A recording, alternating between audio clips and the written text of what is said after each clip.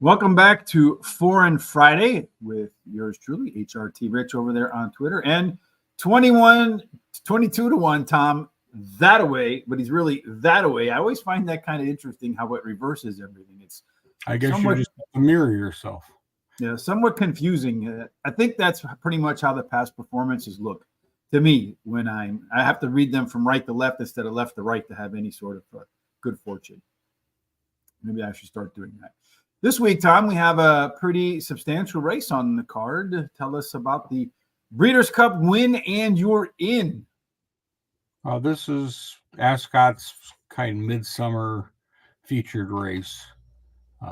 It tends to draw some of the top horses, and sometimes in Europe. I mean, but it's more this year. We're going to Ireland and France. I've sent some horses over, and we'll see what's going to happen because that one horse in there, you don't know if he's going to show up this time.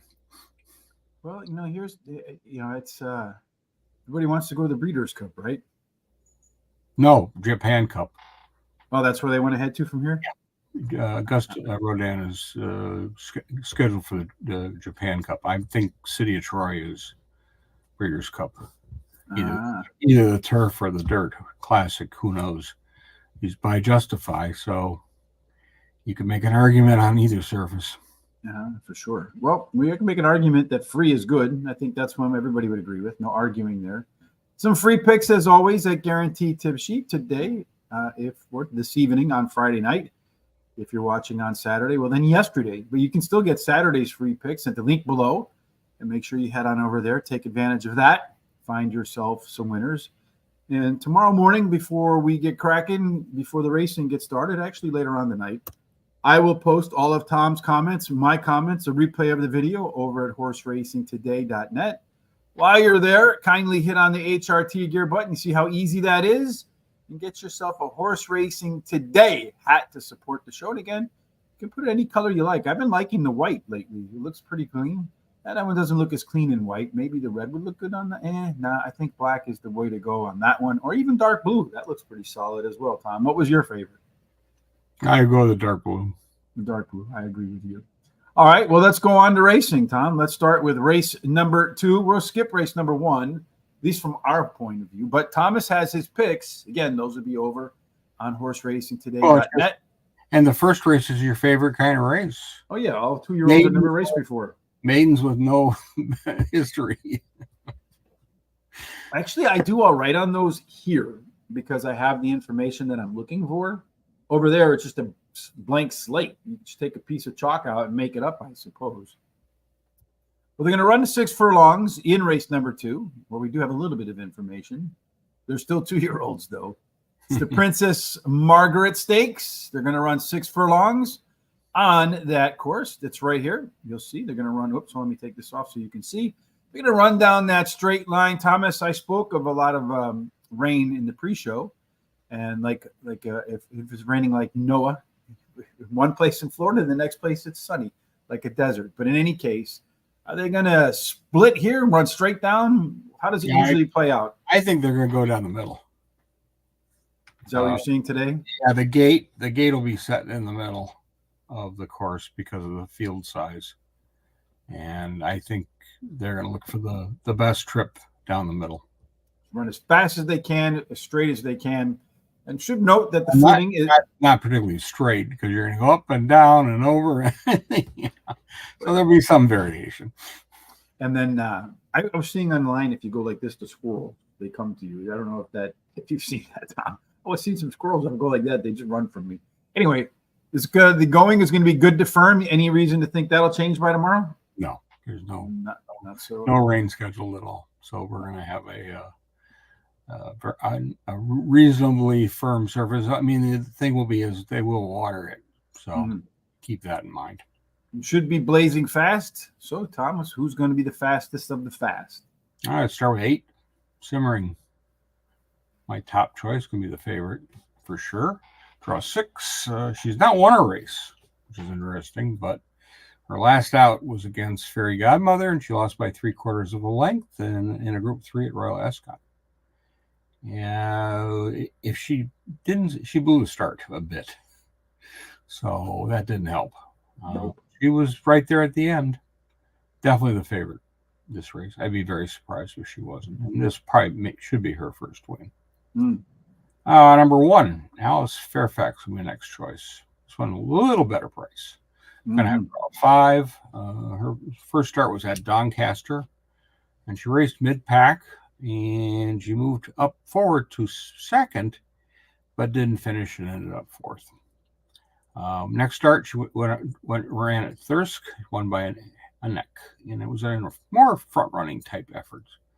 And I suspect we're going to get that little bit out of her today. And can she hang on? I think against this field, she's got a good chance. Finally, I'm going to take number 3, Betty Clover. Withdrawal 1 is my final choice. Her race at Royal Ascot, she ran in the group of 14 on the near side. It was forwardly placed. In the group, she ran 4th, but in the race, she ran 8th. So, and if you've seen, as Rich was alluding to, they do sometimes in these big fields split out. And this was a big field. It was 27 horses. So they do split out. And sometimes being in the right group is where you want to be to be able to have a chance to win.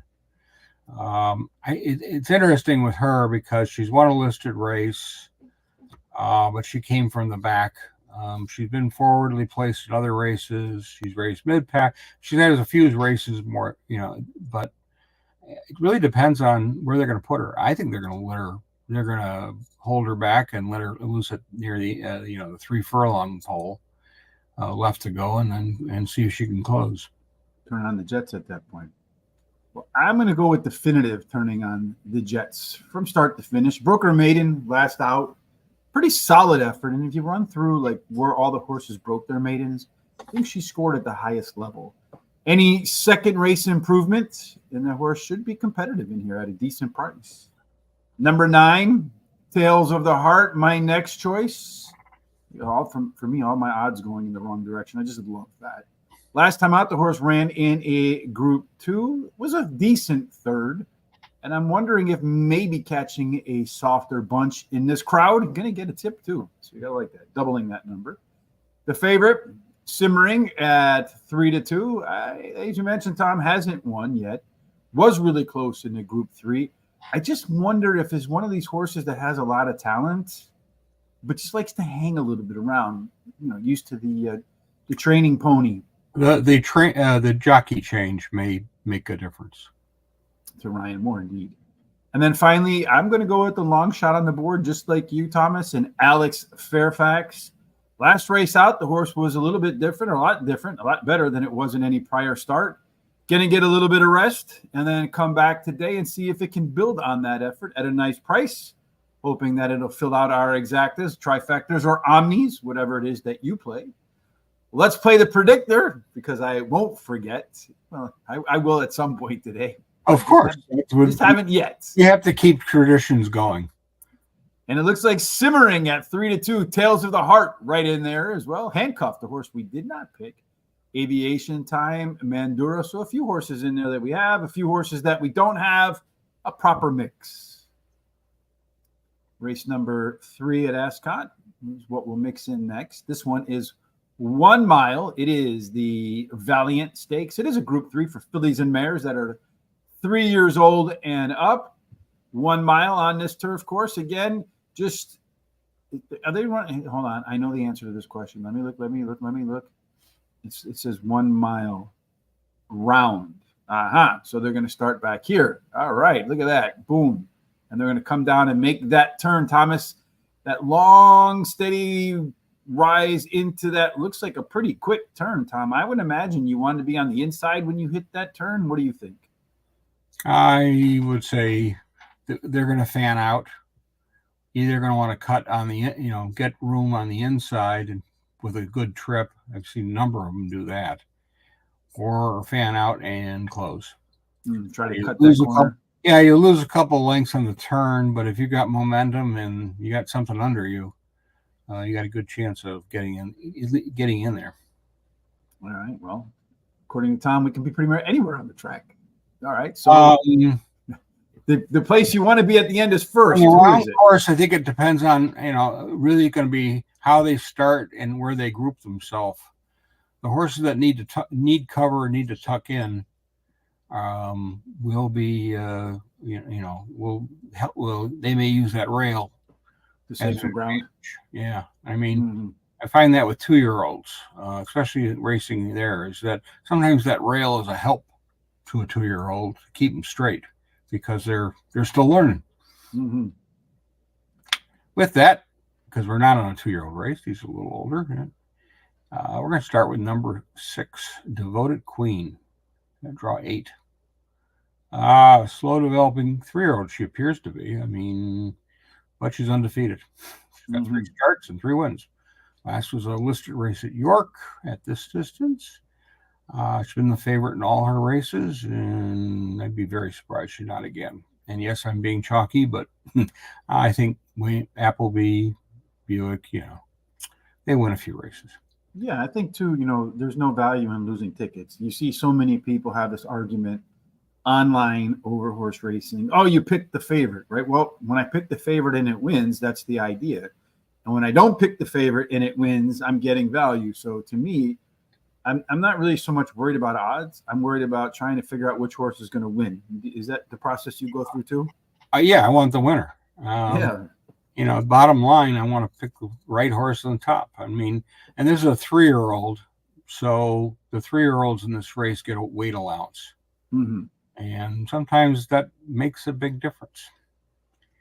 Number 1, Doom, is going to be my next choice. It's draw 6. She had a strong effort at Royal Ascot, and she rallied to third, and she lost by 4 lengths. She was forwardly placed, slowed down, and then came on again. So that may be okay for this kind of a race. Get a good break, get the trip, and then see where you are at the end. Last season she won a listed race.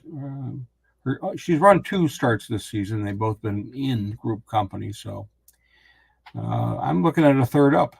And she appears to have improved from that last race. I think you may see a bigger improvement this time around. Finally, I take 4, Sonora, draw 7. They placed her in a Group 1 race against Porta Fortuna, and she didn't have a chance. She went off at 20-1. She finished 5th by 4 1/4 lengths.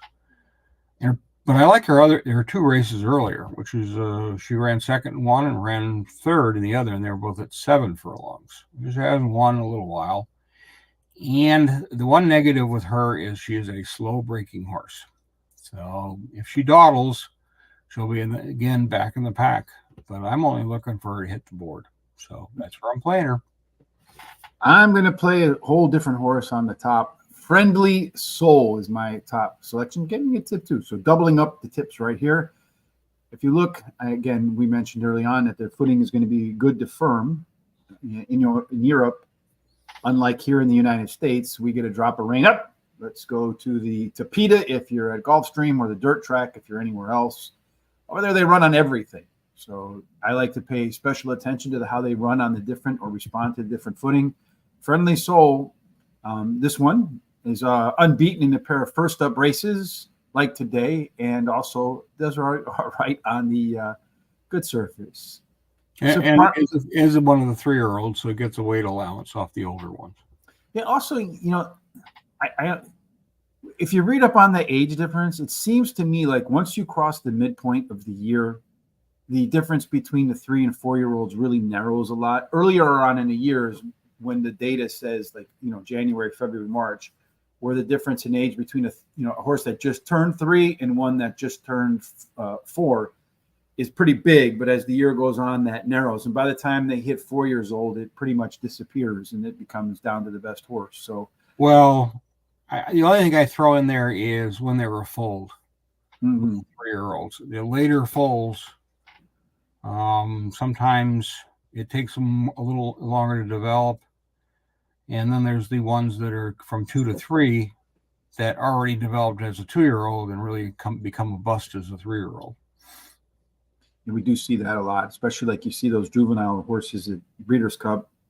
Then they come out as 3-year-olds, and they're almost always, when they win at the Breeders' Cup, bet down, and more often than not disappoint. Well, I hope Friendly Soul doesn't disappoint at 5-1.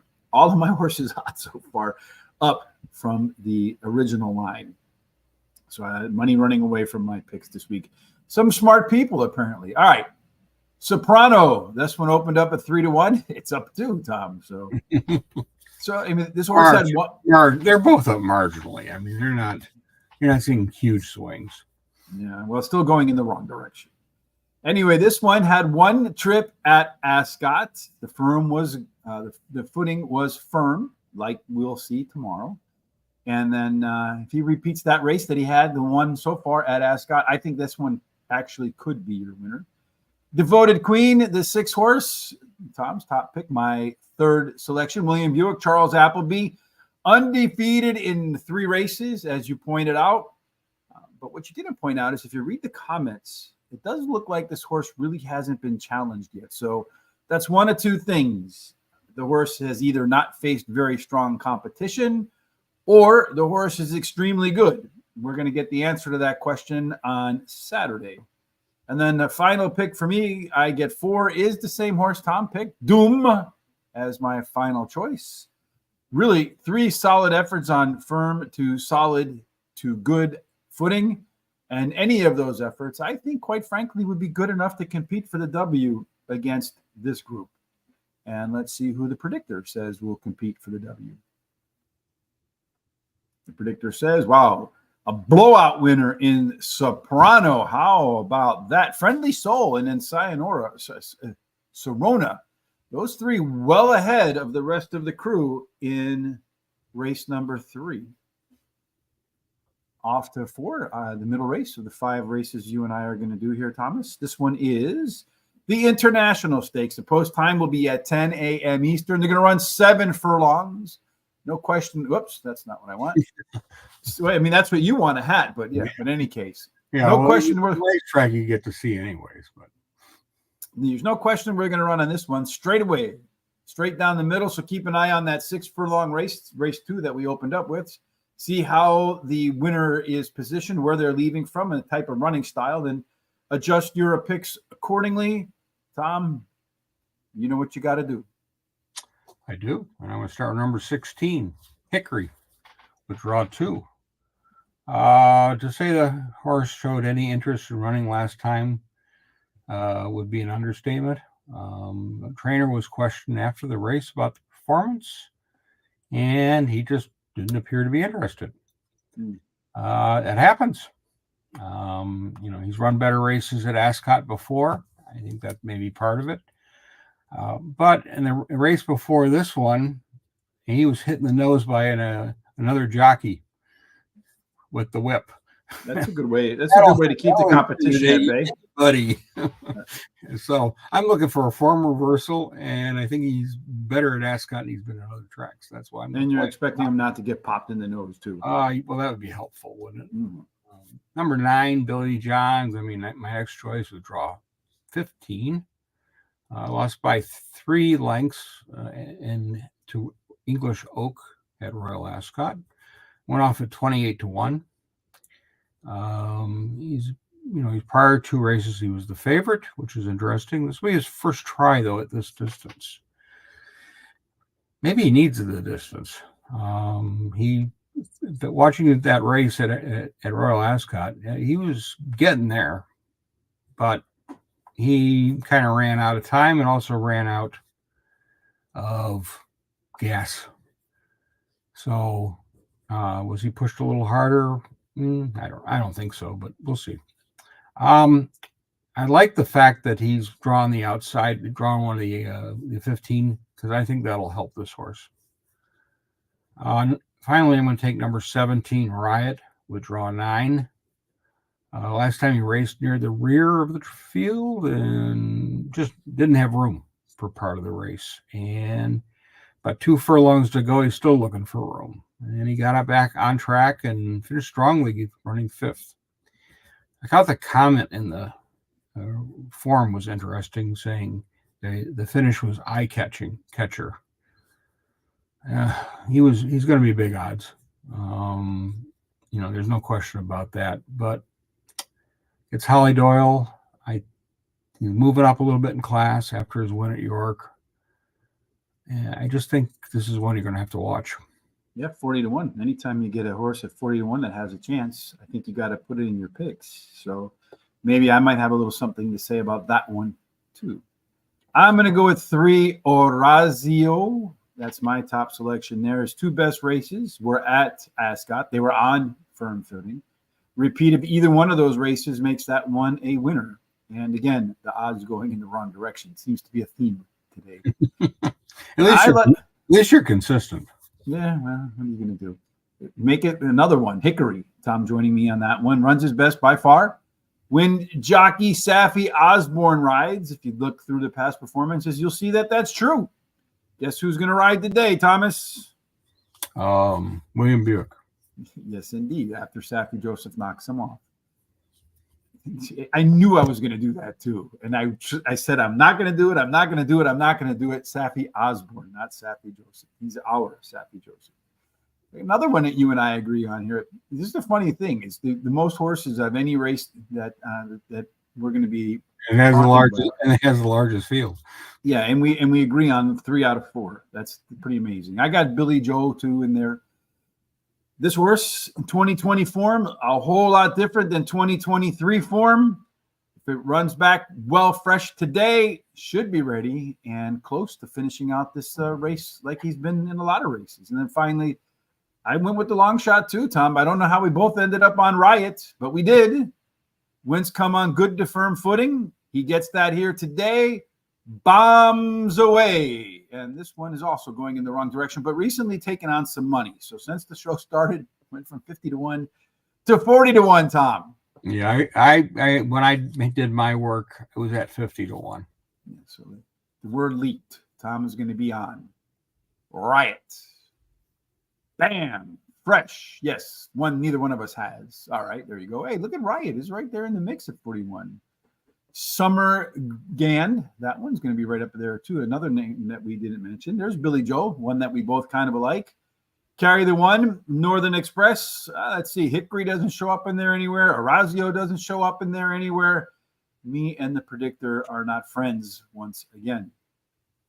2 races to go, so we're going to go off to race number 5 for this 1, 2, 3, 4, 5. Race number 5. This one is the King George and Queen Elizabeth Qipco Stakes. This is the British Championship Series race as well as the Win and You Are In Breeders' Cup race that we mentioned at the top of the show. 1 mile, 4 furlongs, or in American English, 1.5 miles. They're going to start downhill. They're going to level out, come around a couple of turns right in there, Tom. How does 2 turns impact Ascot running? My preference is to be mid-pack or near the leaders, sitting like 4th or 5th, and get an opening and go on running. And that's what kind of horse I look for. Step on the gas pedal and away you go. All right, so that's the kind of horse Tom's looking for, one that can find its gas late. All right, Tom, who is going to fit that description for you today? Number 7, Rebels Romance, top choice. Yeah, it's a good horse. One of his last 4. And 2 of them in the Middle East. One was in the UK and one was in Hong Kong. His Dubai race, he went off at odds that I couldn't believe of 25-1. And that's their big turf race there. And yeah, Augusto Rodin ran last, and he beat him by 2 lengths. He's 13 out of 19 lifetime, including a Breeders' Cup turf win at Keeneland. Mm-hmm. He's a gelding, so we got to do something with him. And they're running him, and he certainly can run. That's why I'm putting him on top. Next one I'm going to take is 9, Sunway, with draw 7.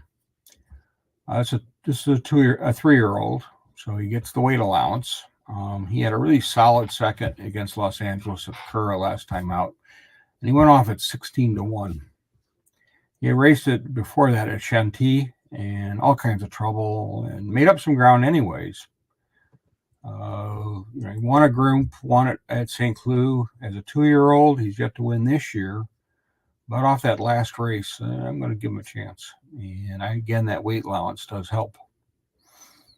Finally, I'm going to take number 2, Dubai Honor, my final choice with draw 8.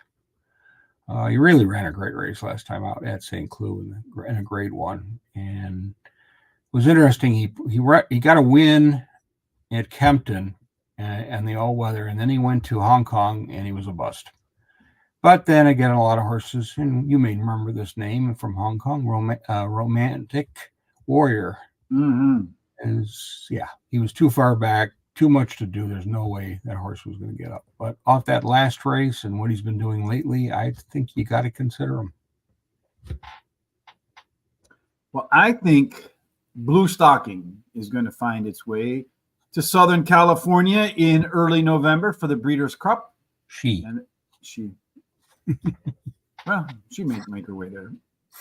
5-1, again, another one going in the wrong direction, but really not all that far away from winning 8 of 9 races. So I should put in a pretty solid effort. I think really will have a good chance to win. Yeah. Luxembourg is, I feel like, the horse with the most back class in the field. At least that's what the money earned suggests. And based upon the last race, looks like Luxembourg may have found some of that back class, and any improvement off of that, and we might see the full version. Auguste Rodin, that's the favorite there, Tom. And even its odds are going in the wrong direction. It's a defending Breeders' Cup champion as well. It's going to see if it can win and get in once again. And then Rebel Romance, your top pick in there, Tom. I agree. The horse has won 4 races in a row. It just, from looking at them, one looks like the other, looks like the other, looks like the other. I think if he catches things the right way, he wins. But I really wonder about his max upside, where if some horse just really pops today, it might have a difficult time running it down because he seems to have a high floor, low ceiling type. At least that's the way it looks like to me. Well, my concern is, does he prefer the flatter tracks than up and down and over the river and through the woods? And that can make a difference too. I mean, he ran in Germany and some undulating tracks. So he has won at those kind of tracks. And so that's my biggest concern is that, but Buick knows what he's doing. So he'll figure out the right path, and if that horse, he's got anything under him, that horse will be very competitive. I don't have any doubt about the competitiveness. I feel like if somebody has any extra upside to him, that Rebels Romance doesn't appear to have high end constantly for sure. But I feel like if some horse gets a little bit more than we've seen so far, could be enough. Auguste Rodin is the winner according to the predictor, and there's Blue Stocking along with Luxembourg, Middle Earth, Rebels Romance, and Dubai Honor. All of the horses we mentioned, Thomas. Except one. So which one did we mention? Middle Earth we talk about. Yeah, I'm talking about all the ones we did mention. I didn't hear those. Yeah. So hopefully, if it goes that way, it won't be bad. But it does look to me kind of formful here. So maybe not the highest payout for the Omni or the Exact or Trifecta, whatever it is that you play. The last race we're going to play at Ascot on Saturday is going to be the Flex Jet. For those of you who have the Flex Jet budget. Tom, you got the Flex Jet budget? Absolutely. Yeah, that's what I thought, man. That one is a 7 furlong race. Again, that's going to roll straight down the track, a little bit of uphill and then downhill and level to the finish line. We've said to pay attention to the other 7 furlong race to see how that one plays out. And you're going to tell us how you think it will play out. 3, Chancellor, my top choice. Draw 2. One is only started at Doncaster. It was an interesting race if you go and watch it. And he dwelt at the start. He raced a bit green. He was last. Then he figured it out and won by 4 3/4 lengths. I mean, that's very interesting. And my comment really is, do the Goslings have a really good 2-year-old? Well, I think we're going to find out. And he should get that. Number 1, El Quadra. My next choice. Draw 4. Took him a few starts to figure out how to win, but he did it, and he did it impressively. And enough so that they put him in the Coventry at Royal Ascot, and he ran 5th. I mean, he was in the right group in that bunch where the winner came out of, but he ran 4th in that group, and he just didn't finish. But he only lost by a length. Finally, I'm going to take number 5, New Century, with draw 3. Won last time out at Doncaster as the favorite at this distance by 2 1/4 lengths. Should be more forwardly placed, I think, in this race, and draw would indicate probably tracking up the middle, and we'll see what that horse can get in there. Sometimes, Race Master, we're not so good at Ascot either. We're hoping that that's not the case this weekend. Only 5 horses in this race, Tom. So hopefully one of us picks the winner. I went with the 4-horse dividend. Excuse me. Should pay off. 25-1. I don't know, Tom, if you remember when we had on Stephen Fielder, the gentleman who wins a whole bunch of those horse racing tournaments. And one of the sage pieces of advice he gave us, and I've used it over and over and over and over again with some success, and that's in 5-horse races. You take the longest shot on the board. This is the longest shot on the board. And then after that, I agree with you. I went with Chancellor as my next choice in that one. Any improvement off of his debut, and I think you might mark that one down as an easy winner. And then finally, El Qudra, the 1-horse, missed by just a length in a grade 2 last out at Ascot. That was on good footing. Another furlong today could be a difference maker. Only 5 horses in the predictor, and I didn't forget any of them today, Tom. I'm feeling pretty sharp. Mm-hmm. Hopefully my take his picture. Yeah. Al Qudra right there. Let's see. New Century, Brian. Dividend. Yeah, the dividend is in there. Maybe I get a 4th for dividend, but it is the longest shot on the board, folks. Of course, it's always, our show is not the longest shot on the board. It's always a good bet. To make sure you don't miss any of the stuff that Tom and I do or Terry and I do, you can go to horseracingtoday.net. You do see it down there in the, what is that? Just what do they call that? Down there, the scroller. The scroller, yes. Having an old man moment. That's all right. They happen. Horse race the number 2 day. Didn't forget that. We're still in the penalty box for some unknown reason over at Facebook, but join us over there as well. If you haven't done so, please kindly subscribe here on YouTube. Hit the like button if you like what you saw. Share our content with your friends that also like horse racing. Monday, Terry and I, well, Parks is closed, so we're going to do Ellis Park on Monday. Looks like Horseshoe Indianapolis on Tuesday. Wednesday, we'll do Saratoga and maybe a double header on Thursday with Saratoga and Del Mar. So keep an eye out for that. Tom, that means I have no idea what we're doing next Friday. That's usually your call. So anything on the schedule? Starting Tuesday is Glorious Goodwood. And so we will do the final day on the Saturday of Glorious Goodwood. Sounds like a winner to me. And are you going to have your thoughts all week long? I'm hoping to. I've got my schedule set up so I can watch the racing, because generally there's pretty competitive and pretty good racing.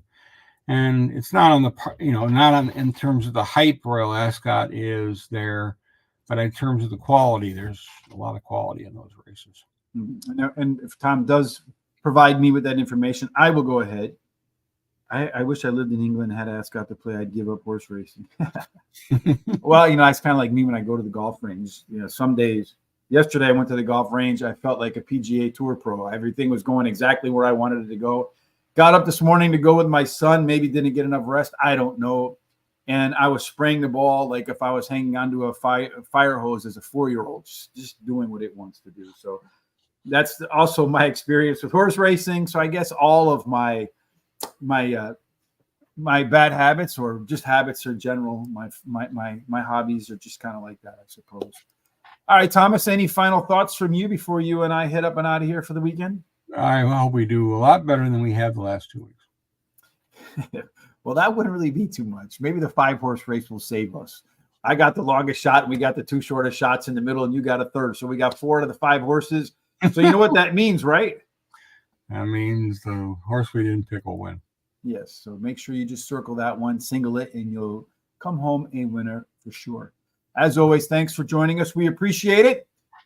Over at horseracingtoday.net, I will post all of our comments along with a replay of the show. You can catch that over there at any time that you'd like. Again, share our content with your friends. And no matter what you're doing this weekend till we get together again, we certainly hope you had God's grace, God's favor, treat everybody else kindly, and most importantly, may all of your picks end up in the winner's enclosure. Indeed. Have a wonderful weekend, everybody. We'll see you soon.